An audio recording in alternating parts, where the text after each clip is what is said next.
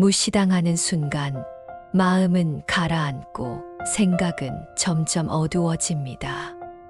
아무 말 없이 견디는 일이 오히려 나를 더 작게 느끼게 만들죠. 하지만 그 침묵 안에서 흔들리지 않을 수 있다면 오히려 나는 더 단단해질 수 있습니다. 오늘은 그 자리에 담긴 부처님의 지혜를 함께 들여다보려 합니다. 누군가의 말 한마디에 마음이 무너질 것 같은 날이 있습니다. 아무렇지 않게 던진 듯한 말이 내 자존심을 건드리고 나를 초라하게 만드는 순간 우리는 반사적으로 반응하고 싶어지죠. 나도 저 사람처럼 상처 주는 말을 하고 싶고 더 강한 말로 되갚아주고 싶을 때가 있습니다. 하지만 그런 충동은 잠깐의 만족을 줄 뿐 내면의 평화를 무너뜨리는 시작이 되곤 합니다. 부처님께서는 말씀하셨습니다. 누군가 나를 해치려 해도 내가 흔들리지 않는다면 그 해는 결국 그에게로 돌아간다. 이 말은 단순한 인내의 권유가 아닙니다. 내면의 고요함은 단순히 참는 데서 오는 것이 아니라 나를 지킬 줄 아는 사람만이 가질 수 있는 고귀함이라는 뜻입니다. 무시당하는 자리에서 우리가 잃지 말아야 할 건 바로 나 자신입니다. 누가 나를 어떻게 보든 그 순간 내가 어떤 태도로 나를 지키는지가 결국 나의 격을 만듭니다. 소리를 높이거나 맞서 싸우는 것이 나를 높여주는 것이 아니라는 걸 우리는 점점 더 알아가야 합니다. 마음이 아플수록 더 조용히 내 안을 살펴야 합니다. 왜 아픈지, 왜 화가 나는지, 왜 내가 이 자리에서 흔들리는지를 돌아보는 그 순간부터 우리는 조금씩 중심을 되찾기 시작합니다.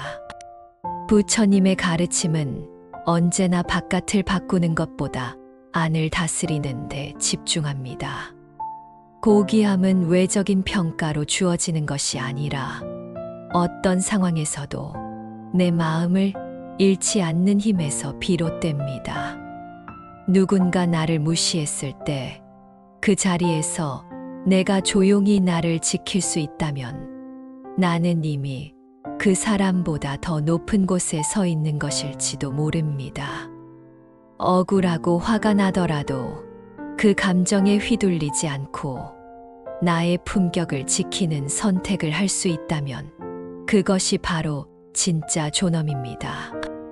참는다는 건 단순히 침묵하는 게 아니라 나를 지키기 위해 선택하는 강함입니다. 우리는 그런 고요한 강함을 배워야 합니다. 오늘 누군가의 말에 상처받았다면 그 자리에서 반응하는 대신 내 안을 지켜보는 연습을 해보세요. 그것이 바로 무시당한 자리에서 더 고귀해지는 길의 시작입니다. 부처님의 가르침을 따라 마음을 다스린다는 것은 단지 참는 것을 의미하지 않습니다. 참는다는 것은 억누른다는 뜻이 아니라 감정에 끌려가지 않는다는 뜻입니다. 우리는 무시당하거나 얕잡아 보는 말을 들었을 때 당연히 상처받고 화가 납니다. 그 감정을 없는 듯 눌러놓는 게 아니라 그 감정을 알아차리고 흘려보내는 것이 진짜 수행입니다. 법구경에서는 이렇게 말합니다. 남이 나를 욕해도 마음이 흔들리지 않으면 그 욕은 다시 그에게 돌아간다. 이 구절은 무시나 모욕이라는 감정적 자극이 나를 삼키지 않게 만드는 첫 번째 열쇠입니다. 누군가 나에게 분노를 퍼부을 때 내가 같이 분노하지 않으면 그 감정은 나를 해치지 못하고 결국 그 사람에게 되돌아간다는 이야기죠. 이처럼 부처님의 가르침은 상대방을 이기는 것이 아니라 자기 자신을 지키는 것에 초점을 둡니다. 무시당한 그 순간에 내 마음을 잃지 않는 것, 그것이 곧 자존감이고 존엄입니다. 법정 스님 또한 이런 말씀을 하셨습니다. 악을 악으로 갚으면 악만 남는다. 같은 방식으로 되갚는 건 순간의 시원함은 줄지 몰라도 결국 나도 그 사람과 다르지 않게 됩니다. 그래서 부처님은 상대가 아닌 나의 내면을 먼저 바라보라고 하셨습니다. 내가 이 말에 왜 상처받았는지, 왜 분노가 일어났는지, 그 감정의 뿌리를 알아차리는 것이 치유의 첫걸음입니다. 무시당한 자리에서 더 고귀해질 수 있는 이유는 그 자리가 나를 깨우는 자리가 되기 때문입니다. 우리가 흔들리지 않고 그 자리에 머무를 수 있다면 그 자리는 더 이상 수치의 자리가 아니라 수행의 자리가 됩니다. 말에 반응하지 않는다는 것은 무시한다는 의미가 아닙니다. 오히려 그 감정에 휘둘리지 않겠다는 자기 존중의 표현입니다. 그래서 부처님의 가르침은 늘 이렇게 말합니다. 말에 따라가지 말고 마음을 따라가라. 그 말처럼 우리는 외부의 말보다 내면의 평온에 더 집중해야 합니다. 우리가 무시당하는 순간에 겪는 감정은 단지 상대의 말이나 행동 때문만은 아닙니다. 그보다 내 안에 있는 자존감의 균열이 그 자극에 의해 크게 드러나기 때문에 더 아프게 느껴지는 경우가 많습니다. 누군가가 나를 함부로 대했을 때 내가 정말 그것을 나에 대한 평가로 받아들이는 순간 내 자존은 흔들리고 나는 그 사람의 말에 휘둘리는 사람이 되어버립니다. 하지만 그 말을 있는 그대로 받아들이지 않고 나 자신에 대한 존엄을 중심에 두고 바라보면 감정은 다르게 움직이기 시작합니다. 이때 중요한 건 그 상황을 나의 실패로 해석하지 않는 겁니다. 무시당했다고 해서 내가 모자란 사람이 되는 건 아니고 잠시 흔들렸다고 해서 내가 약한 사람은 아닙니다. 부처님께서는 마음이란 본래 맑은 물과 같다고 하셨습니다. 누군가가 흙탕물을 퍼부어도 내가 가만히 두면 언젠가 다시 맑아진다는 뜻입니다. 그런데 우리는 그 물을 어떻게든 휘저으려고 애를 씁니다. 왜 나를 무시해? 내가 그렇게 보였나? 어떻게 되갚아줘야 하지? 이런 질문들이 결국 내 안의 맑음을 더 어지럽히는 원인이 되곤 합니다. 그래서 고요하게 두는 연습이 필요합니다. 흔들리지 않는다는 건 감정이 없는 사람이 되라는 게 아니라 감정에 끌려가지 않는 사람이 되라는 말입니다. 내면의 평온이 단단할수록 타인의 말과 행동은 바람처럼 스쳐 지나가고 나는 다시 나의 자리로 돌아올 수 있습니다. 누군가의 말 때문에 내가 흔들렸다는 건 그 사람에게 내 중심을 넘겨준 것이나 마찬가지입니다. 우리는 다시 그것을 되찾아와야 합니다. 평온을 유지하는 힘은 상황이 좋아서 생기는 게 아니라 마음의 구조를 이해할 때부터 생겨납니다. 모든 말에 반응하지 않아도 되는 이유는 모든 말이 진실이 아니기 때문입니다. 그 말이 사실인지 아닌지보다 더 중요한 건 그 말에 내가 어떤 의미를 부여하느냐입니다. 무시당했다는 말에 나는 스스로를 더 깎아내릴 수도 있고 반대로 더 존엄하게 지켜낼 수도 있습니다. 이건 결국 외부가 아니라 나의 해석과 반응의 구조로 이루어진 일이라는 걸 우리는 알아차려야 합니다. 한 스님이 있었습니다. 젊은 시절 수행을 시작했을 때 그는 매우 예민하고 자존심이 강한 사람이었다고 해요. 어느 날 저를 찾은 신도가 무례한 말을 던졌고 그 말을 들은 스님은 마음속으로 큰 분노를 느꼈습니다. 참으려 했지만 그 분노는 자꾸만 올라왔고 결국 그날 밤 그는 조용히 스승을 찾아가 이렇게 말했다고 합니다. 스님, 저는 저 말을 들었을 때 너무 억울했고 분노가 치밀어 견딜 수 없었습니다.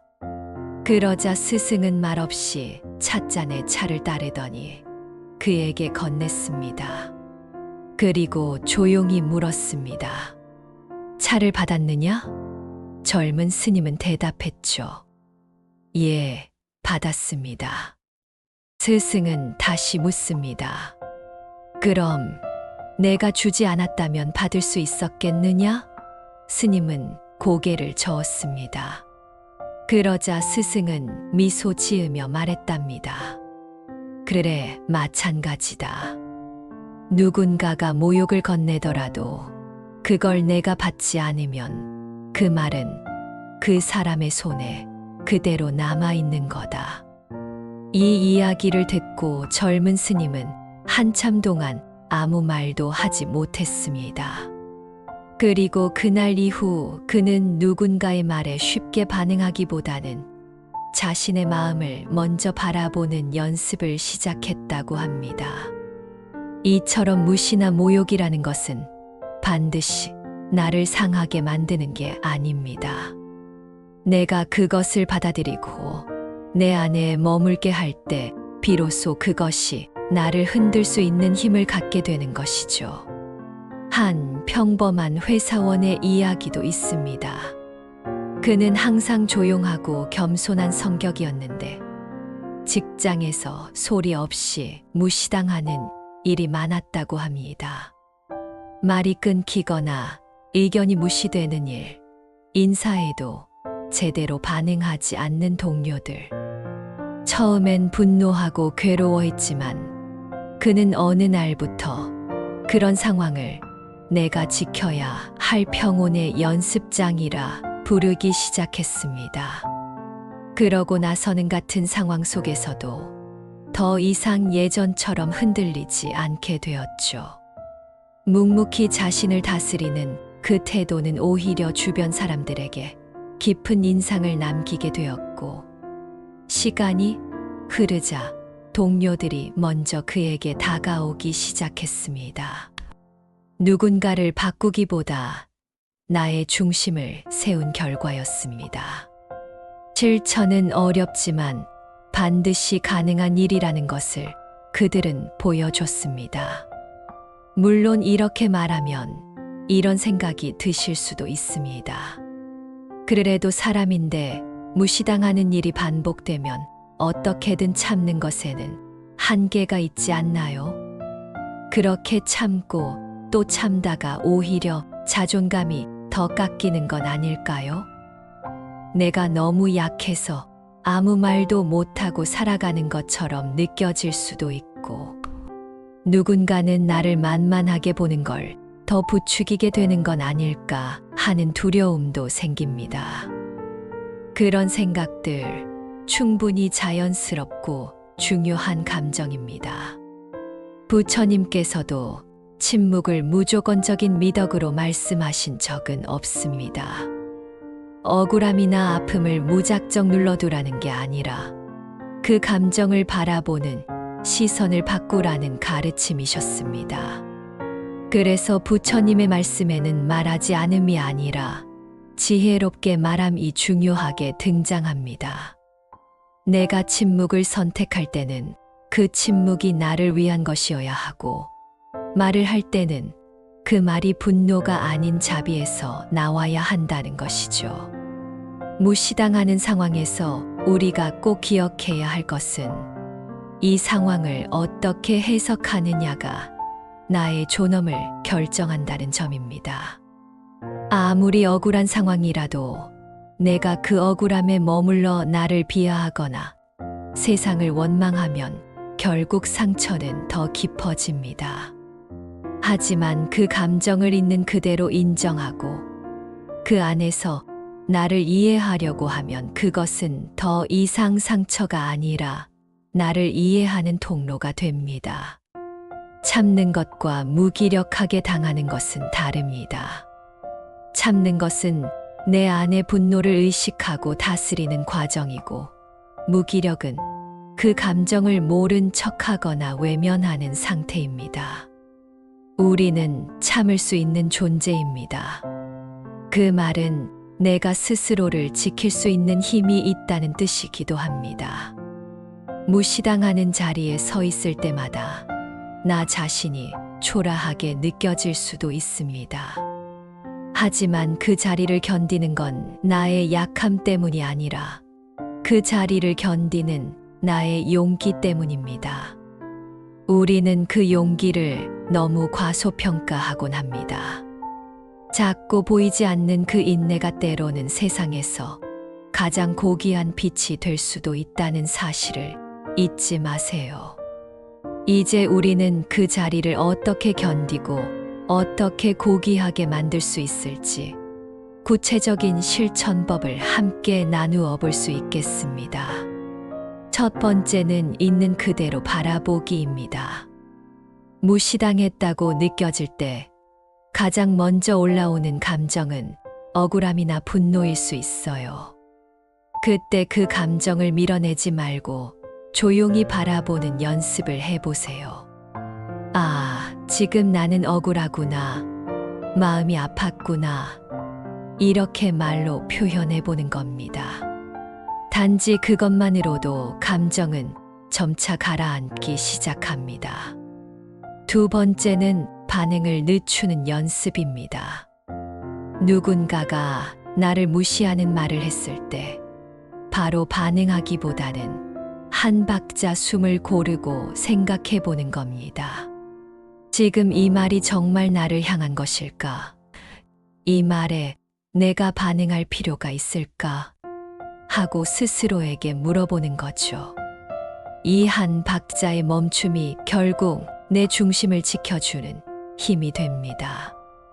세 번째는 자신에게 친절한 말 건네기입니다. 하루가 끝날 무렵 조용한 공간에서 자신에게 말해보는 겁니다. 오늘도 잘 버텼어. 괜찮아. 나를 잘 지켰어. 이렇게 따뜻한 말을 자신에게 선물하세요. 이건 단순한 위로가 아니라 나를 회복시키는 치유의 말이 됩니다. 마지막으로 제안하고 싶은 것은 고요, 속 걷기 명상입니다. 사람들과의 접촉이나 외부 자극이 많은 날일수록 조용히 걸어보는 시간을 가져보세요. 특별한 목적지 없이 속도를 줄이고 발걸음에 집중하며 걷는 겁니다. 걸으면서 마음속에 이런 문장을 천천히 되새겨 보세요. 나는 나의 중심에 있다. 흔들려도 괜찮다. 나는 나를 지킨다. 그렇게 마음의 중심이 발끝으로 전해질 때 우리는 더 이상 흔들리는 존재가 아니라 스스로를 품어주는 존재가 됩니다.